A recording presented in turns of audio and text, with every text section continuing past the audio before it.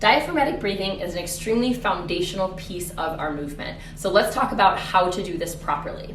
So when we think about breathing, it is a 360-degree event. It has to happen all the way around our core canister. So if you think about the core canister, what that means is the top of it is the diaphragm and rib cage.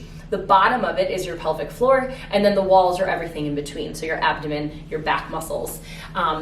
And so we want to, when we're doing diaphragmatic breathing, our goal is that we are creating inter-abdominal pressure. So increasing the pressure within that core canister. So what actually happens is the diaphragm will push, as you inhale, the diaphragm pushes down into the abdomen, pelvic floor relaxes in a downward manner, and it creates increased pressure within our abdomen. So a nice stable core to move off of, a nice base for our spine and for things like lifting and different activity. When we exhale, it reverses. So the rib cage or the diaphragm comes back up out of the abdomen, and the pelvic floor also lifts upward and actually contracts a little bit. So how do we actually do this? So if you lay on your back, we're just gonna practice taking those nice deep belly breaths. And so what we're gonna start with, you're gonna put one hand on your belly, one hand on your chest. We wanna make sure that with diaphragmatic breathing, you are moving from the belly first instead of the chest.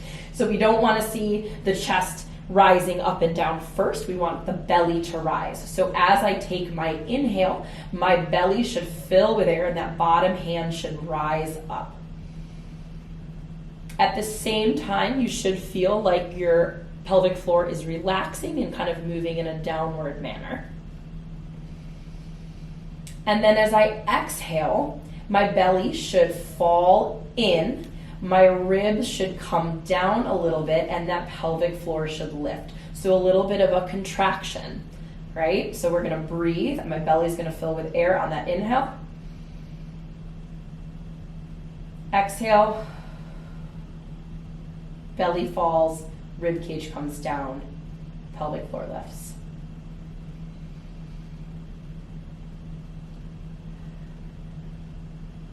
And as you're breathing and thinking of filling that core canister on your inhale, you should be thinking of that canister filling all the way around, expanding 360 degrees.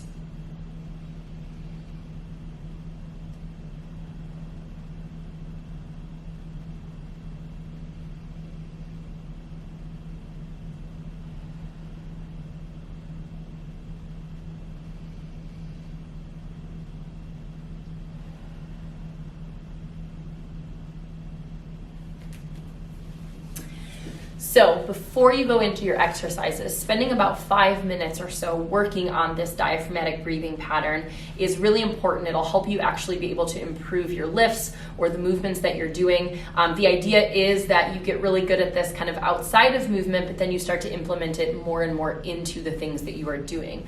So in general, when you're exhaling and that everything is contracting, abdomen and pelvic floor contracts on that exhale, that's when your movement would happen because you have a nice stable base to work off of.